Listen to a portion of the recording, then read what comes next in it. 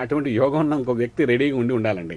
For example చెప్తాను, రాజశేఖర రెడ్డి గారు చనిపోయే సమయంలోకి మనకు రోసయ్య గారి జాతకంలో చూసుకున్నప్పుడు ఏంటంటే గురుచంద్రుల కలయిక గజగేసి యోగం చాలా క్లియర్గా కనబడుతుంది. నెక్స్ట్ సీనియర్ పర్సన్ ఆయనే కనబడుతున్నారు. అది ఆ కోయిన్సిడెంట్ అలా వెళ్ళడం జరిగిందన్నమాట. అలాగేంటంటే ఇక్కడ ఒకవేళ కిరణ్ కుమార్ రెడ్డి గారు ఉన్నట్టుండి ఆయన పదవి కానీ రేపు ఒకవేళ అవిశ్వాస తీర్మానాలు ఏమైనా జరుగుతుందంటే దాని తగ్గట్టు వ్యక్తి ఇక్కడ ఉండాలి. ఇక్కడ ఒపోజిషన్లో ఉండే వ్యక్తి ఎవరైనా అంతకంటే బలమైన యోగంలో ఉండాలి. అది లేనప్పుడు అది క్లిక్ అయ్యే అవకాశం ఉండదండి. ఇది మనం అన్ని రకాలుగా చూస్తాం. ఫర్ ఎగ్జాంపుల్ ఉదాహరణ చెప్తామండి, ఒక తండ్రి గారు ఎక్కడైనా కాలం చాలిస్తున్నారు అని ఎక్కడైనా హాస్పిటల్ ఉన్నారు అంటే కొడుకు జాతకంలో కర్మ చేసే స్థితి ఉందా లేదా అని కూడా చూస్తుంటాం మేము. ఆయన ఆరోగ్యంగా ఉన్నాడా అనారోగ్యంగా ఉన్నాడా హాస్పిటల్లో రేపు వెళ్ళిపోతాడని డాక్టర్లు చెప్పినా కూడా మేము జ్యోతిష్ పరంగా అంటే కొడుకు జాతకంలో కర్మ చేసే యోగం ఉందా అని చూస్తాం. ఎందుకంటే ఇలాంటి యోగం ఉందంటే ఖచ్చితంగా ఆయన అంటే కాలం చాలించే అవకాశం ఉంటుందన్నమాట. ఆ విధంగా అంటే సీఎంగా ఉన్న కిరణ్ కుమార్ రెడ్డి గారు ఆ స్థానం నుండి ఒకవేళ అవిశ్వాస తీర్మానం ప్రకారం ఒకవేళ ఆయన దిగజారి అంటే కింద జారుకుంటారేమో పార్టీకి ఏమైనా అవుతుందంటే అక్కడ రీప్లేస్ అయ్యే అంత యోగం ఇప్పుడున్న ప్రధాన పార్టీలు ఎవరికైనా ఉందా లేదని మేము కోయిన్సిడెంట్ చేసి చూడాల్సి వస్తుందండి. ఇవన్నీ అవినాశ సంబంధం ఉంటాయండి ఒకదానికొకటి, లేనిది అవేమి జరగవు. సో అటువంటి పరిస్థితుల్లో అటువంటి యోగం ఉందా అంటే ప్రధాన నాయకులకి ఎక్కడిగా అంత చక్కటి యోగం కనిపించట్లేదు ఇంత త్వరలోని. అలాంటి పరిస్థితుల్లో ఇప్పుడు ఉన్న నోన్ డెవిలీస్ పెడితే డెవిల్ అన్నట్టుగా అది ఉన్న దానికి ఏం జరగదని పూర్తిగా మాకు ఒక విశ్వాసం ఉందన్నమాట, ఇంకేం లేదండి. ఓకే, అయితే ఇప్పుడు చంద్రబాబు నాయుడు గారు కాంగ్రెస్ పై అవిశ్వాస తీర్మానాన్ని ప్రవేశపెట్టారు. ఆ అవిశ్వాస తీర్మానం ఆయన నెగ్గే అవకాశాలు ఏమన్నా ఉన్నాయా? ఒకవేళ నెగ్గినా కూడా చంద్రబాబు మళ్ళీ సీఎం అయ్యే అవకాశాలు ఏమైనా ఉన్నాయా? ఇప్పుడు బాబు గారి జాతకాలు మనం తీసుకునేటప్పుడు లాస్ట్ టైం కూడా మనం మాట్లాడుకున్నాం. ఇప్పుడు ఏంటంటే ఈ అవిశ్వాస తీర్మానం పెట్టడం అంటే ఏదైనా గవర్నమెంట్ కొంచెం పడగొట్టడానికి చేసే ప్రయత్నంలో పొలిటికల్గా ఒక చేసే ప్లాన్లో అదొక భాగంగా చేసే ప్రయత్నం ఆయన చేస్తున్నట్టుగా కనబడుతుంది. కానీ ఇక్కడ ఏంటి ఆయనకు ఆ స్థానంలో కూర్చునే స్థితి ఉందా, యోగం ఉందా లేదా చూసుకున్నప్పుడు అంటే ఆయన జాతక రీత్యా ఆయన ఏప్రిల్ 20, 1951 పుట్టినట్టుగా కనబడుతుంది. ఇక్కడ నక్షత్ర రీత్యా చూసినా ఆయనకి ఏంటంటే ఇక్కడ ఏళ్నాటి శని ప్రభావం కొంత కనబడము. దీనికి తోడంటే ఆయనకి లగ్న బలం కూడా చూస్తే ఇక్కడ శుక్రుడు చాలా బలహీనంగా ఉండడం, అటువంటి శుక్రుడు యొక్క అంతర్దశ ఇప్పుడు ప్రస్తుతానికి చూసుకుంటే శని మహారదశలో ఆయనకి శుక్రుడు యొక్క అంతర్దశ నీచ స్థితిలో ఉండడం, అది 2008 డిసెంబర్ 29 నుండి ఇది 2012 ఫిబ్రవరి వరకు కనబడుతుంది అనమాట శుక్రుడు యొక్క స్థితిగతులు అయింది. సో ఇటువంటి పరిస్థితుల్లో 2012 ఫిబ్రవరి ఎండింగ్ వరకు ఆయనకు చెప్పుకోదగ్గ యోగం ఏం కనిపించట్లేదు. ఇప్పుడు ఇలాంటి అవిశ్వాస తీర్మానం పెట్టినప్పుడు ఏంటంటే ఎవరైతే అపోజిషన్ పార్టీలో ఉంటారో ఎవరైతే పెట్టారో ఒకవేళ నెగ్గినప్పుడు అంటే ఆయనకు ప్రథమ తాంబూలం ఇచ్చే అవకాశం ఉంటుందన్నమాట. ఆయనకి మళ్ళీ మిగిలిన వాళ్ళు సపోర్ట్ చేయాలని అనుకునే ప్రయత్నం ఉంటుంది. కానీ ఇక్కడ చూసిన అవిశ్వాస తీర్మానం అలా కనబడట్లేదు. ఎవరే ముందు అది పడగొడితే చాలు మేమంటే మేము అన్నట్టుగా కనబడుతుంది. కానీ అలా చూసినప్పుడు కూడా ఇక్కడ మన చంద్రబాబు నాయుడు గారికి ఇప్పుడున్న పరిస్థితుల్లో అలాంటి సడన్గా అంత గొప్ప యోగం వచ్చేటట్టుగా అక్కడ జాతకంలో మనకు కనిపించట్లేదు. అటువంటి పరిస్థితులు ఏంటంటే ఇది ఏదో ఉన్న ఏంటంటారు రాష్ట్రంలో ఉన్న గవర్నమెంట్ని కింద వేయడానికి చేసే ప్రయత్నంలా కనబడుతుంది తప్ప ఎవరికి అటువంటి యోగం లేదు. లేనప్పుడు ఎలా ఉంటుందంటే ఉన్న యోగంలో ఇప్పుడున్న పరిస్థితుల్లో కిరణ్ కుమార్ రెడ్డి గారికి గోచార రీత్యా శని యొక్క బలం అద్భుతంగా ఉంది కాబట్టి శని బలం ఉన్నవాడు ప్రజాదరణ పొందేటట్టుగా ఉంటుంది. శని బలం ఉన్నవాడు ఏదైనా సాధించగలుగుతారు. సో అటువంటి పరిస్థితుల్లో శని బలం అద్భుతంగా ఉండడం అంటే డెఫినెట్గా ఏంటంటే ఇప్పుడున్న ఈ స్థానంలో ఈ గట్టు ఎక్కడానికి మాత్రం అది ఉపయోగపడుతుంది.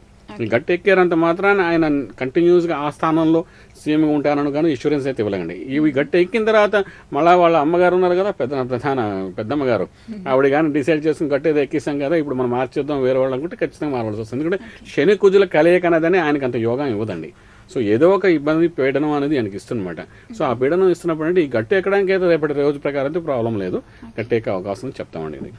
ఓకే, ఇప్పుడు కిరణ్ కుమార్ రెడ్డి గారికి ఈ అవిశ్వాస తీర్మానం నుండి బయటపడాలంటే చిరంజీవి గారి మద్దతును జగన్ గారి మద్దతు కూడా తీసుకోవాల్సిన అవకాశాలు ఎంతైనా ఉన్నాయి. అయితే ఇప్పుడు చిరంజీవి గారి జాతకం తీసుకుంటే ఆయన కాంగ్రెస్ కి సపోర్ట్ చేస్తూ ఉండి అవిశ్వాస తీర్మానం నుండి కాంగ్రెస్ ని బయటపడేసి మంత్రి పదవి చేజిక్కించుకునే అవకాశాలు ఏమైనా ఉన్నాయి ఆయన జాతక పరంగా? ఇప్పుడు ఎప్పుడైనా కాంగ్రెస్ లో ఎవరైనా విలీనం అయ్యారనుకోండి వాళ్ళ సున్నాతో సమానమేనండి. మళ్ళా అధిష్టానం డిసైడ్ చేస్తే వాళ్ళకి ఒక పోస్ట్ ఇవ్వడం ఉంటుంది తప్ప ప్రత్యేకంగా వాళ్ళకంటూ బలం అంటే ఉండదండి.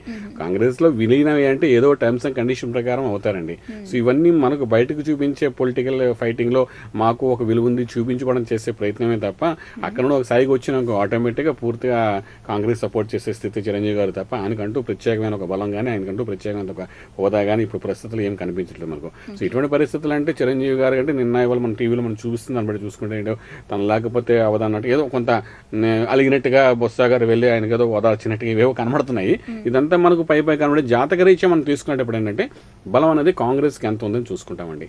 సో కాంగ్రెస్కి బలం ఉందా లేదని చూసుకున్నప్పుడు అంటే ఆ బలంలో ఇప్పుడున్న రాష్ట్రానికి అవి ఉన్న పరిస్థితిని బట్టి రాష్ట్ర అవతరణ దృష్టిలో పెట్టుకుని మనం ఏంటంటే ఇప్పుడు ఉన్న మిడ్ టర్మ్ ఎలక్షన్స్ ఇక్కడ మంత్రి మారే స్థితి ఏమైనా ఉందా? ఇక్కడ సీఎం అంటే మంత్రి, రాజు అంటే గవర్నర్ అనమాట, మనం జ్యోతిషపరంగా తీసుకున్నప్పుడు అనమాట.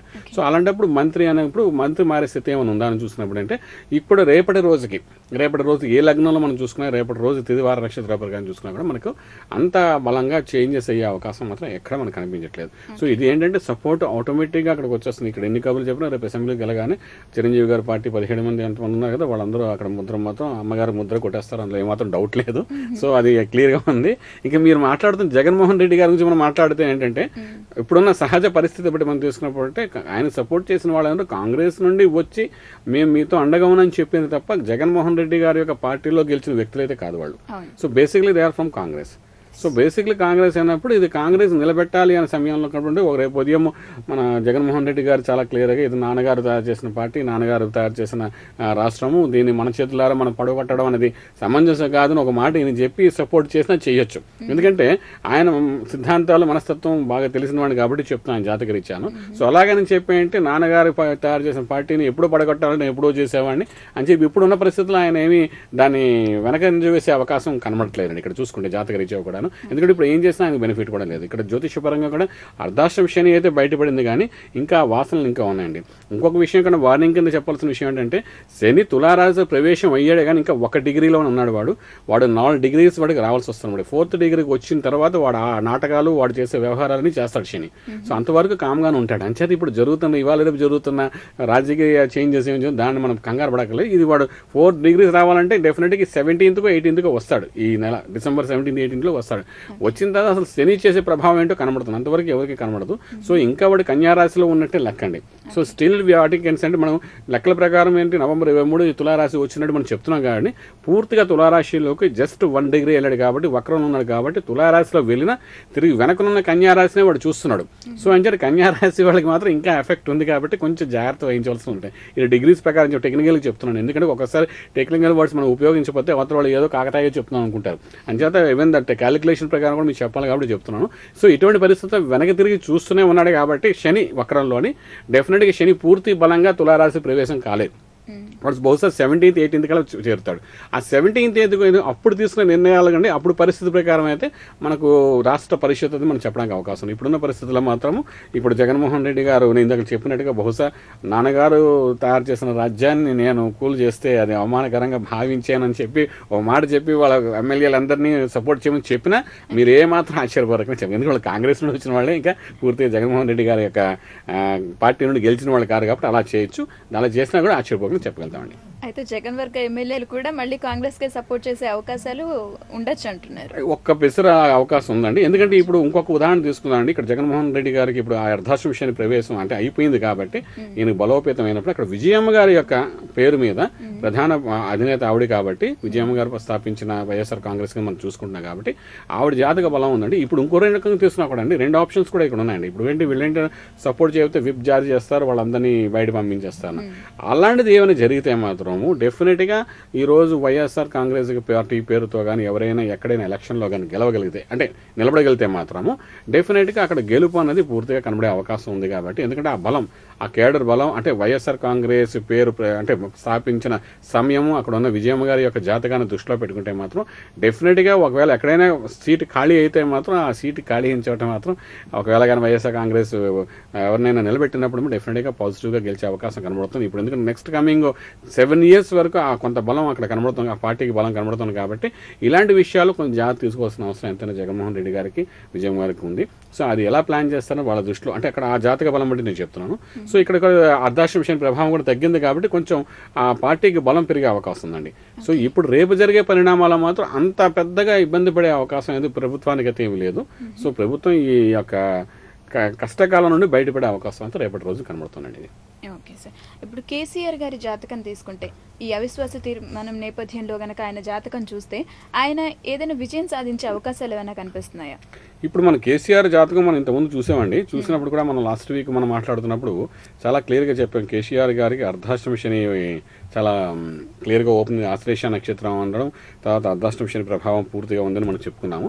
సో ఇటువంటి పరిస్థితుల్లో అంటే ఆయన తీసుకునే నిర్ణయం కంటే ఆయన పార్టీ పరంగా చేసే కొన్ని పనులు ఆయనకు బెనిఫిట్ వచ్చే అవకాశం ఉంటుందండి. ఈ సెకండ్ ఆప్షన్ వస్తుంది. సో ఆయన ప్రత్యేకించి ఇన్వాల్వ్ అయినట్టు కాకుండా ఆయన వెనక నుండి ఇక్కడ ఏంటి ఎంపీ ఆయన ఈజ్ నాట్ ఎమ్మెల్యే కూడా. సో ఈయన ఇక్కడ తీసుకునే నిర్ణయం ఈయన ఇన్వాల్వ్ అవుతున్నట్టు కాకుండా నెక్స్ట్ ఆప్షన్ ఎవరు హరీష్ రావు గారు వీళ్ళెవరో ఉన్నారు కదండి, వీళ్ళందరి ద్వారా అంటే పార్టీ అవిశ్వాస తీర్మానం అంటే మేము తెలంగాణ వాళ్ళని చూపించుకోవడానికి ప్రూవ్ చేసుకోవడానికి బాగుంటుంది. సో ఆ విధంగా ఇప్పుడు ఆయన చేసే ప్రయత్నాల్లో ఆయనకు అంత బలం అనేది తక్కువ ఉంది కాబట్టి వీళ్ళు ఒకవేళ అవిశ్వాస తీర్మానం సపోర్ట్ చేసినప్పటికీ కూడాను ఇది పెద్ద ఫలితం కలుగుతుంది. కొంతమంది నిరాహార దీక్ష చేస్తుంటారు. చంద్రబాబు నాయుడు గారు లాస్ట్ టైం ఒకసారి చేసినట్టుగా మనం చూసే ఉన్నాం.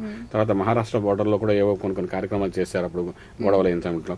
సో అటువంటి చేసినా కూడా దాని పెద్ద బెనిఫిట్గా ఆయనకి ఏం రాలేదు తెలుగుదేశానికి.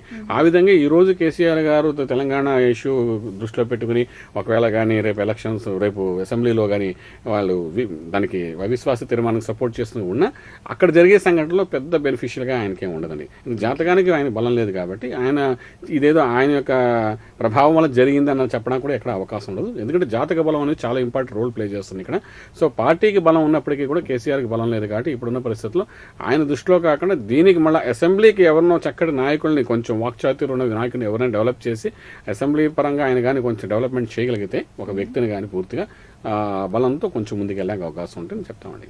ఓకే సార్, ఇప్పుడు అవిశ్వాస తీర్మానం ప్రవేశపెట్టిన ప్రతిపక్ష పార్టీ నుండి ఎవరినైనా విజయం వరించే అవకాశాలు ఏమైనా ఉన్నాయా? ఇప్పుడు అదే కానీ మనం ఇందాక మాట్లాడడం కూడా ఇప్పుడు అటువంటి యోగం ఇప్పుడు చూసుకుంటే ఏంటి, ఇటు కేసీఆర్ గారు కానీ అటు చంద్రబాబు నాయుడు గారు కానీ జగన్మోహన్ రెడ్డి గారు కానీ ఇంకా కాకపోతే చిరంజీవి గారు 4వ వ్యక్తి, నలుగురు జాతకం మనం తీసుకురావాల్సి వస్తుంది ఇక్కడికి.